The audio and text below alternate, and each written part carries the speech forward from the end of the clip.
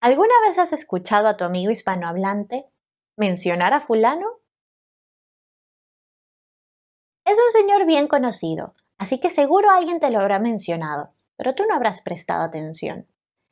Es de origen árabe y aunque todos lo nombramos, no lo conocemos bien. También responde al nombre de alguno o cualquiera. ¿Ya sabes quién es? Pues simplemente es el sujeto que nombramos cuando queremos ser imprecisos. Por ejemplo, aunque tú me digas, fulano de tal me dijo que la Tierra es plana, yo no tengo que creerla. ¿Ves? Ese fulano de tal diciendo cosas sin sentido.